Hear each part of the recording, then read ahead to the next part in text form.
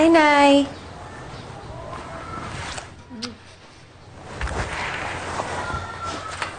Tulungan ko na kayo dyan, Nay. Hindi na, kaya ko na to. Nay, bakit po? Tinatanong mo ako. Alam mo naman kung ano ang kasalanan mo sa... Nay, naawa lang naman po ako kay Ma'am Agnes. Sa akin, hindi ka naawa. Sinusuway mo ako. Natututo ka ng maglihim sa akin. Para ano? Para makasama mo ang isang taong hindi mo naman kaano-ano? Nay, huwag naman po kayo kanya. Alam mo, nasasaktan ako, Des. Wala ka namang pakialam sa akin. Wala ka nang pakialam sa nararamdaman ko. Nay, hindi ko lang maintindihan kung bakit ayaw na ayaw niyo kay Ma'am Agnes. Gusto lang naman niya tayong tulungan. Mabait naman siya. Wala naman siyang ginagawang masama na eh. Anong wala? Inapi niya ako. Inapi? Oo, inapi niya ako. Kinutsa niya ako. Pinagbintangan niya akong magnanakaw.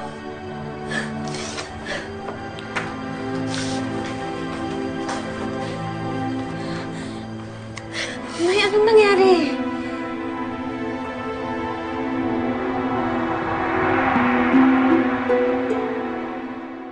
Pinagbintangan niya ako na ninakaw. Na nagnakaw daw ako sa kanya. Isang araw na nagmamasahe siya sa akin dun sa bahay niya. Sinigawan niya ako. Ininsulto niya ako. Pero Des, hindi ako magnanakaw. Alam mo yun, hindi ko kayang gawin yun. Kahit kailan hindi gagawin ng nanay mo yun, hindi ako magnanakaw. Minaliit niya ako eh. Ginawawa niya ako. Kaya ayoko na siyang makita. At saka ikaw, ayoko na lumalapit ka na sa kanya dahil natatakot ako na baka siraan niya ako sa'yo. Hindi ako papayag, Des. Hindi ako papayag. Hindi ako papayag.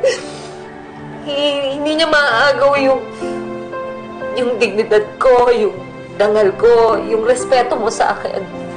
Hindi ka niya maaagaw sa akin. Yun ba ang taong gusto mong damayan at pakisamahan? Yung taong nananakot sa akin. At tinaapi ako.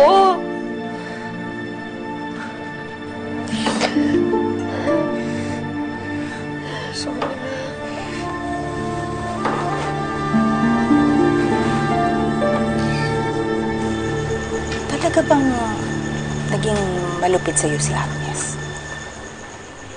Malupit siya kasi gusto niyang kunin sa akin ang anak ko. Eh, yung sinabi mong sinaktan ka niya, na napagbuhatan ka niya ng kamay. Hindi totoo yun.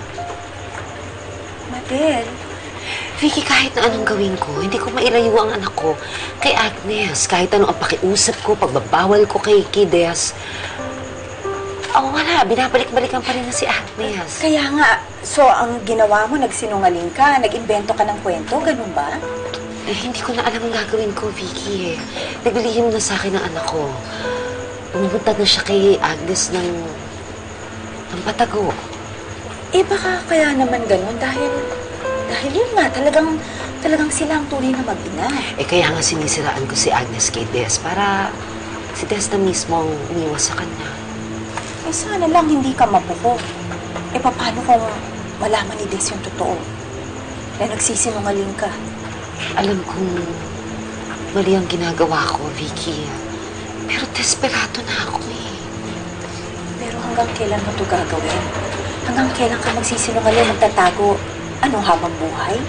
Sana na lang hindi talaga malaman ni Des ang totoo. Kasi pag nangyari yun, hindi ko kakayanin.